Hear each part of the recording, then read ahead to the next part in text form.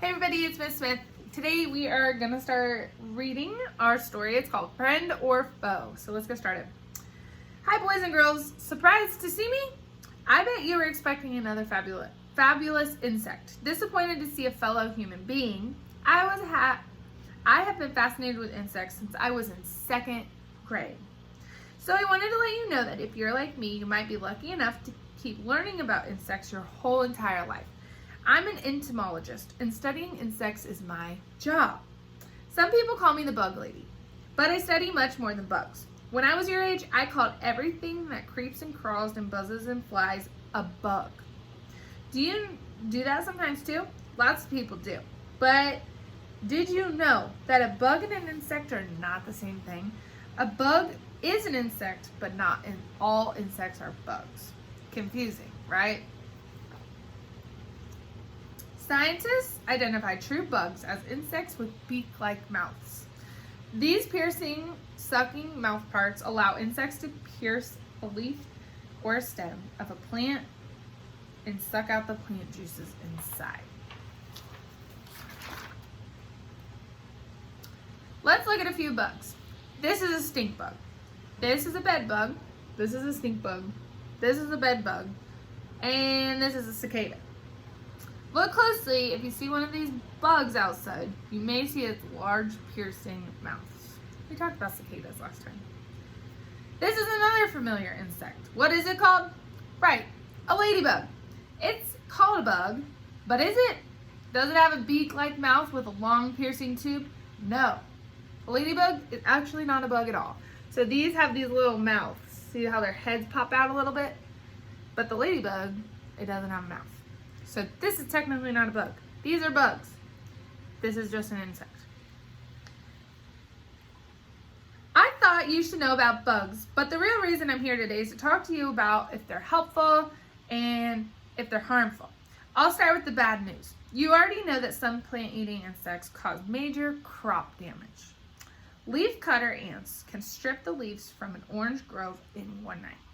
A swarm of locusts and large grasshoppers can strip large grasslands in just a few hours. Fruit flies and orchard pests as well. Larvae, moths, flies, bugs, beetles, and weevils are pests. The Colorado potato beetle is another example that eats crops. So there's all these insects that go into these fields of crops and plants and grass or whatnot, and then they eat it, and it ruins it for them. So what's the solution? Humans, they thought they had a great idea. They created pesticides, poisons that would kill the insect pests on a whole field of crops that would grow without being eaten. But there was a problem with that. Do you think pests were the only animals living in the field? It turns out the pesticides can be a huge problem to pests themselves. Pesticides can destroy both harmful and helpful insects. Frogs and birds may poison insects and become sick too. They may even die. Pesticides have pollinators like honeybees. Without pollinators, plants cannot make seeds to grow new plants and produce fruits. With fewer plants, fewer insects are able to survive. So you see, the human use of pesticides changes the environment for everybody. It's not always in a good way. Because of this, you can see how a person can be a foe of enemies or insects. So not somebody you would want to be friends with.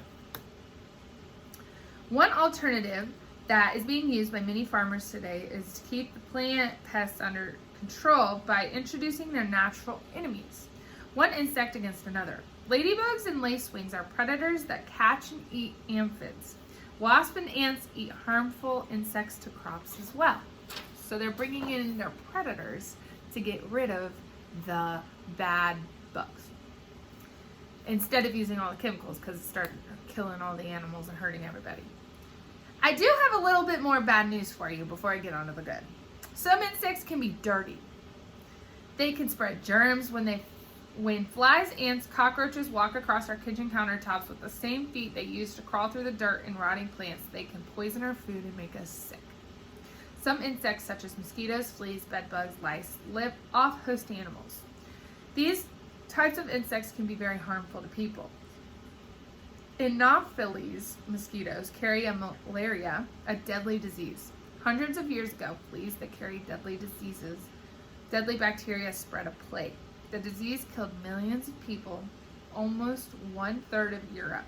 Today, fleas are more irritating than deadly. So these bugs can carry stuff that can get us really, really sick. And back in the day, that really happened. But now, they're more just, they bug you instead of carry all that stuff. That was way back in the day. That's bad news. Are you ready for some good news? There's lots of it. You already know how important honeybees and other pollinators are to the survival of the planet.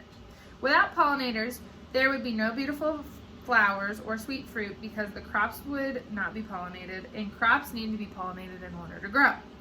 Scavenger insects like dung beetles are important too.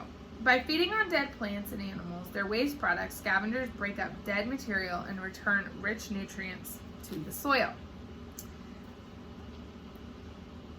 Insects are also responsible for many products that humans use. What products do honeybees give us? Yes, honey. They also give us beeswax used, wood polishes, candles, and even lipstick. And did you know that spider is not the only creature that spins silk? Many other insects produce silk as well. The silk moth lays its egg and leaves its mulberry trees. Their larvae, silk caterpillars, spin cocoons out of a single strand of silk. The silk in their cocoons is gathered and unwound to produce a beautiful silk thread used to make cloth. You know that insects are a food source for other insects and animals, but did you know that many people eat insects as well? Lightly salted crickets are also eaten as snacks in Asia. Roasted grasshoppers with chili and lime are popular in Mexico. Roasted termites are part of a regular diet in Africa. Some Australians feast on beetle larvae, and some Europeans enjoy the sweet crunch of chocolate-covered ants. Would you eat that? I wouldn't. You know that insects make up the largest group of animals on Earth. Their ability to adapt over time in nearly every environment has made them very successful survivors on the planet. Whereas we think that humans have been around for 40,000 years, some scientists believe that insects lived on Earth for 400 million years. They're the most varied of all animals, coming in all shapes, colors, and sizes. Scientists guess there are over 1 million species of bugs. Even with all these millions and billions and trillions of insects, some are in danger of extinction or disappearing from the earth. How can that be? It happens when insects are killed at the same time as humans. Are insects' worst enemies because we always destroy their native habitats. For example, huge areas of rainforests have been cleared. When trees are cut down for wood, all of the plants are removed and insects that lived on the plants are destroyed.